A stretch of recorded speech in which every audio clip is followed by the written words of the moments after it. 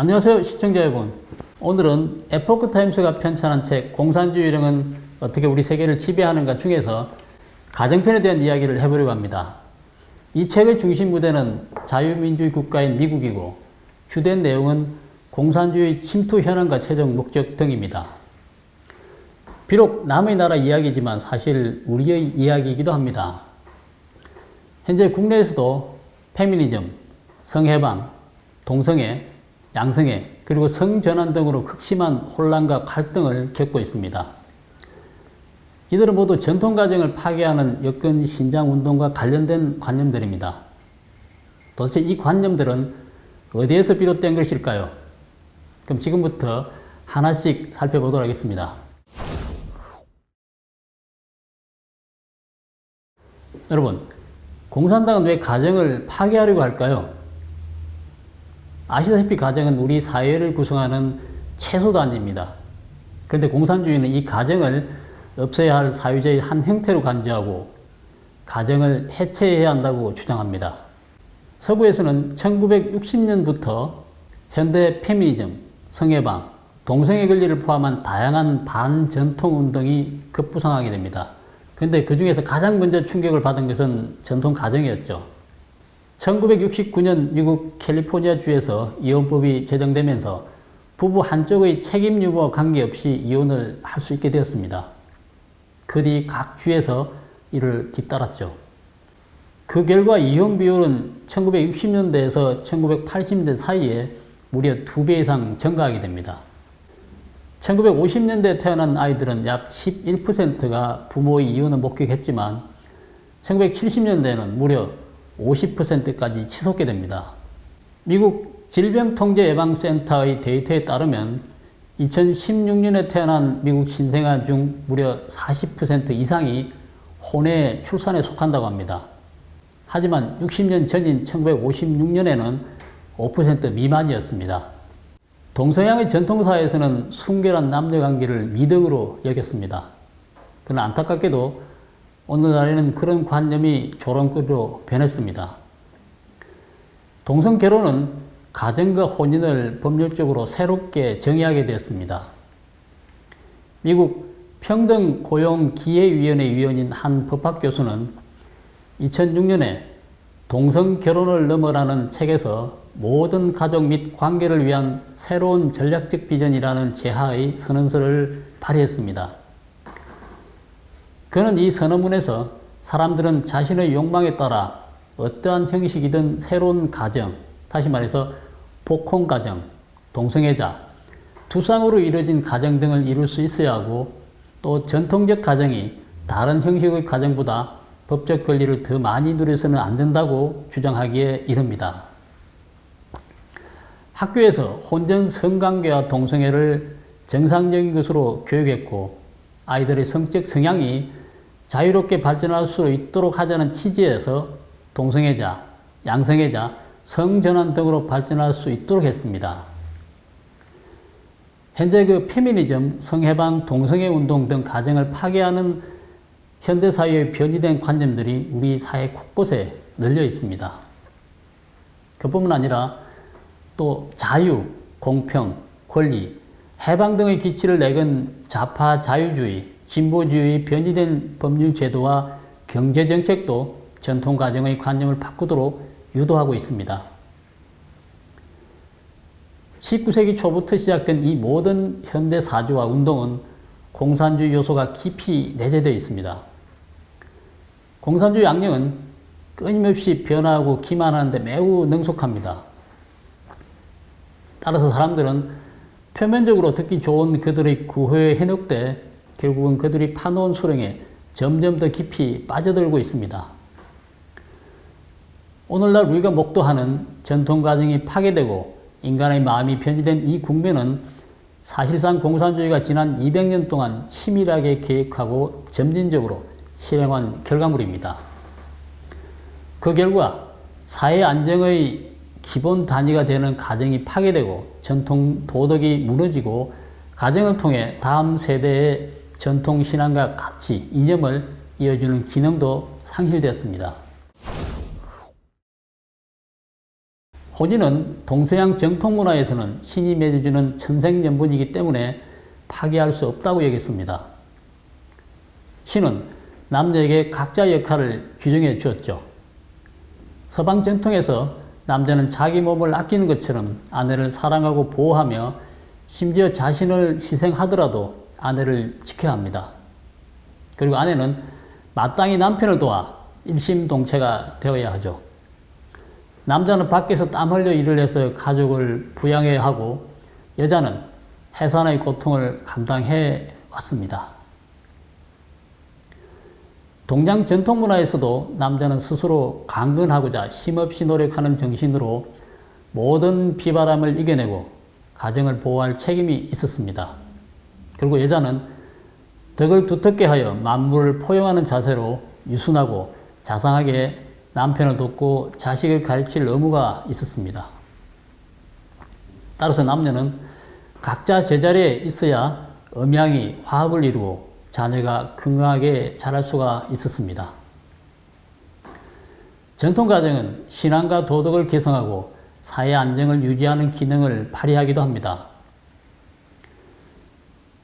어린아이의 인생에서 그 첫 번째 스승은 바로 부모입니다. 자녀가 부모의 언행에서 전통적인 미덕인 사사로움이 없고 겸손하고 강인하고 감사하는 정신을 배우게 됩니다. 전통가정은 부부가 도덕적인 측면에서 함께 성장하도록 서로 돕고 상대방을 배려하고 포용할 것을 요구합니다. 이는 편의된 동거생활과는 본질적으로 다릅니다. 사람의 감정은 항상 변덕스럽습니다. 두 사람이 좋으면 같이 있고 그렇지 않으면 헤어지는 이런 관계는 부부가 아니라 일반적인 친구나 다름이 없습니다. 마르크스는 감정적으로 아무런 구속도 받지 않는 성애를 고취했는데요. 이는 당연히 전통 혼인을 해체하고 가정을 소멸하는 것이었습니다.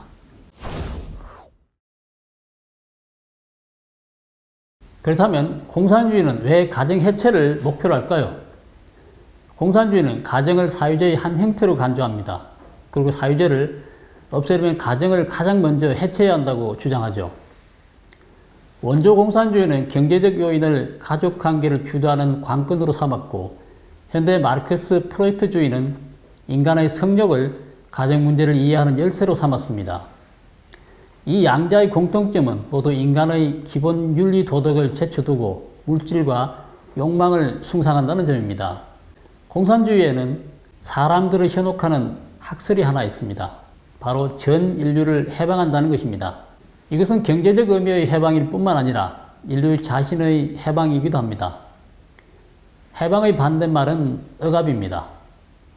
억압은 어디에서 오는 걸까요? 공산주의가 내놓은 대답은 압박은 자신의 관점에서 오고 그 관념은 사회의 전통적인 도덕에 의해 강요된다는 것입니다. 즉 전통적인 가부장적 가정관념이 여성을 억압하고 전통적인 성도덕이 인간성을 억압한다는 것입니다. 자신을 해방하라 이 이론은 후세 페미니즘, 동성애 권리 운동에 의해 개성 발전되면서 전통가정을 반대하고 성해방과 동성애 등 반전통적 관념을 크게 승인시키는 작용을 했습니다. 이 이론은 가정을 해체하는 중요한 도구가 됐습니다. 공산주의는 어떻게 서방 가정을 파괴했을까요?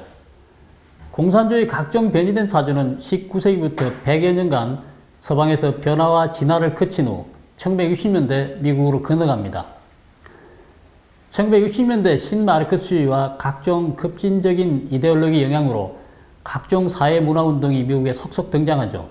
히피족의 반전통문화운동, 신자파 급진운동, 페미니즘 운동, 성혁명 사조 등이 태동하게 됩니다. 이러한 사조와 운동은 밀물처럼 미국 정치 체제와 전통적 가치 체계, 사회 기반을 격렬하게 흔든 후 부패시킨 다음 이번에는 유럽으로 건너갑니다. 그로 인해 서방의 사회관념, 가정관념, 성관념, 문화적 가치 이념 등은 크게 변이되었고 동시에 동성애권 운동도 끊임없이 제기되었습니다. 그 결과 전통 가정의 가치관이나 모델을 약화시키고 미약하게 만들었습니다. 이와 동시에 사회적 불안은 심각한 사회 문제를 일으켰는데요. 에로문화 범람, 마약, 성도덕 붕괴, 청소년 범죄율 상승, 사회복지단체 확대 등의 현상이 나타났습니다. 지금부터 하나씩 살펴보도록 하겠습니다. 먼저 공산주의는 서구의 전통가정을 파괴하기 위해 성해방을 선동했습니다.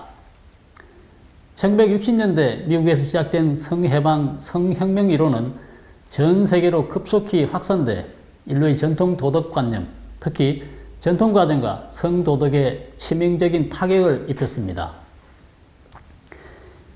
19세기에 시작된 자유연애주의는 전통가정의 도덕관념을 경멸했으며 어떤 형태의 성활동이든지 모두 간섭받지 말아야 하고 혼인, 낙태, 음란행위를 포함한 개인의 성생활도 정부와 법률의 제약을 받지 말아야 한다고 주장했습니다.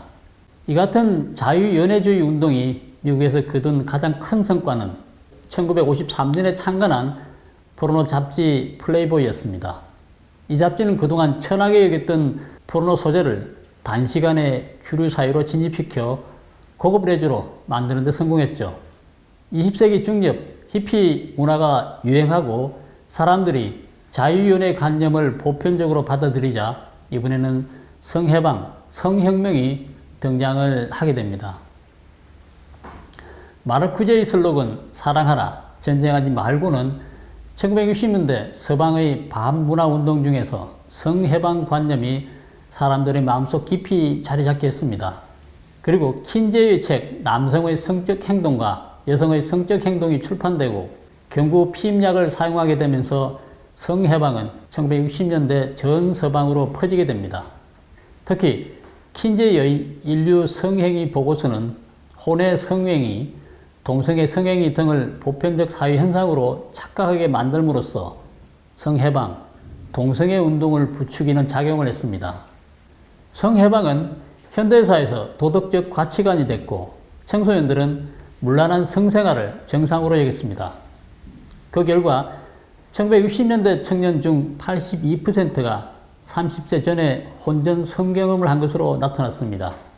2010년대에 이르러 혼전 성경험이 없는 신부는 5%에 그쳤고 18%는 결혼 전에 섹스 파트너가 무려 10명 이상 있었다고 합니다. 성이 대중문화의 주제가 됐고 성묘사 문학 작품이 넘쳐나게 됐죠.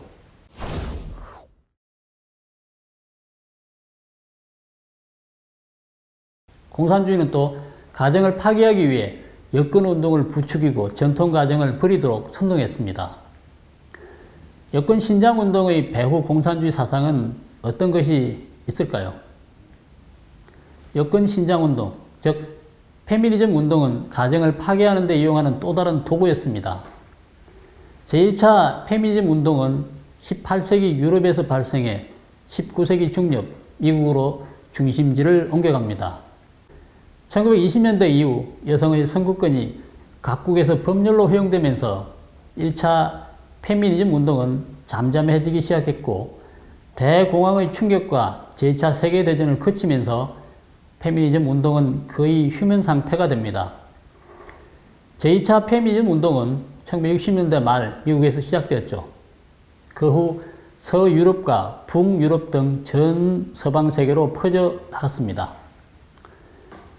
1960년대 말 미국 사회는 민권운동, 베트남 반전운동, 각종 급진적인 사회 사조가 잇따라 들고 일어나 혼란한 상태였습니다.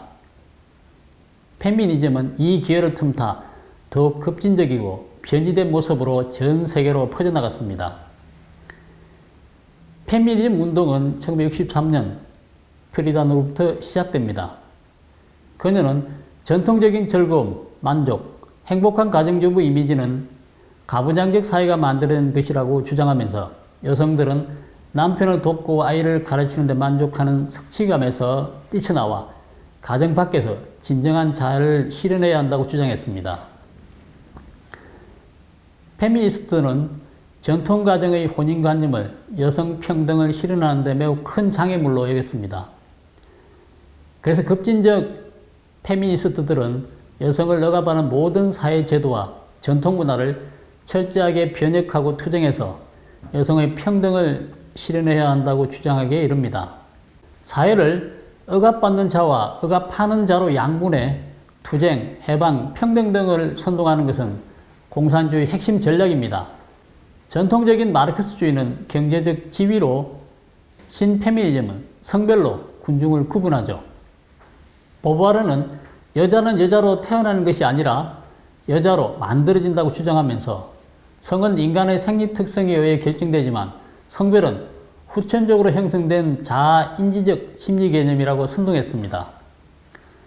또 여성기질은 후천적인 가부장적 사회에서 설계한 신화에서 나온 것이며 가부장적 사회를 유지하기 위해 여성을 억압하는 것이라고 주장했습니다.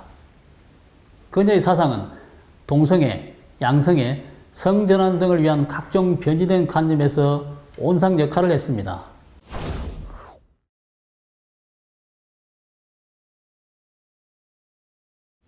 이러한 여권운동의 결과는 어땠을까요?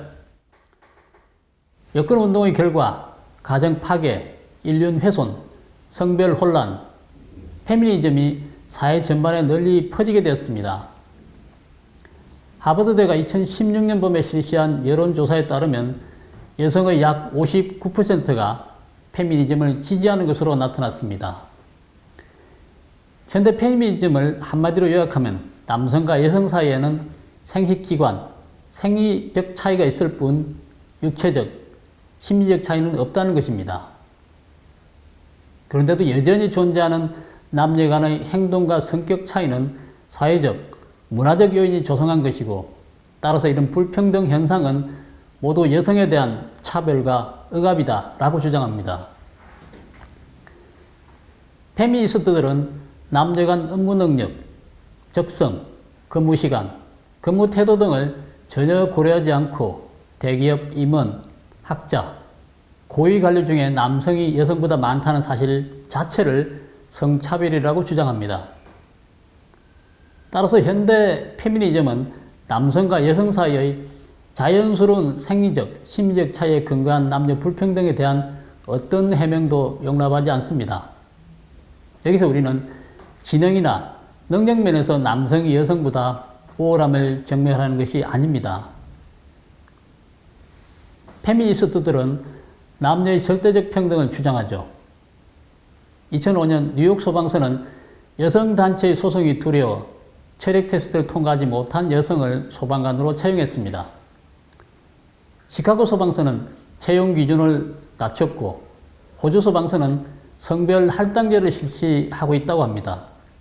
그런데 결과의 평등을 추구하자 예기치 못한 문제가 생겼습니다. 여성단체들은 여성들이 남자 소방관들로부터 소방관 자격이 없다는 비난, 괴롭힘, 심지어 심적 압박을 받았다고 주장하면서 우리가 해야 할 일이 아직 많다고 외치고 있습니다. 보통 남성은 보호자로서 가정과 사회를 지탱하며 여성과 아이를 보호할 책임을 집니다. 그런데 페미니스트들은 이런 가부장적 사회가 남성 우위, 여성 억압 풍조를 조성했다고 주장합니다. 페미니즘 운동은 교육 영역으로 확대되었습니다. 1975년 페미니스트들이 추진한 남녀 평등 헌법 수정안이 펜실베니아주에서 통과되자 이번에는 법원으로부터 체육활동에 남학생과 여학생을 모두 포함해야 한다는 명령까지 받아냅니다. 그러나 그 결과 여학생들이 격렬한 미식축구 수업에 빠질 수 없게 되었죠. 전통교육은 사내아이에게는 남자다운 기상과 독립적이고 모험적이며 진취적인 정신을 길러주고 여자아이들에게는 따뜻하고 자상하며 가정적인 성품을 길러줍니다. 그러나 페미니스트들은 이런 교육이 성불평등, 성억압, 성차별을 초래하는 근원이라고 봅니다. 남녀 고유의 성적, 심리적 특징이 없어진 아이들은 동성애자, 양성애자, 성전환자를 낳는 결과를 초래하게 됩니다. 현대 페미니즘은 전통가정을 파괴하려는 목적을 숨기지 않습니다. 결혼 제도를 끝낸다는 것은 여성 해방의 필수 조건이다. 혼인을 없애지 않으면 남녀 불평등을 없앨 수 없다 등을 주장하고 이를 반영하고자 합니다. 현대 페미니즘은 편모 가정을 양산하는 주요 요인이고 페미니즘이 적극 추진했던 무책 이혼은 실제로는 남성에게 책임을 회피하는 수단을 제공할 뿐만 아니라 여성의 안식처인 가정을 파괴하는 작용을 한다는 지적을 받습니다. 결과적으로 페미니스트들의 주장과 달리 이혼은 여성들에게 원하는 자유를 주지 않는다는 것입니다. 이혼할 경우 여성이 빈곤에 빠질 비율이 27%로 남성의 3배나 된다고 합니다.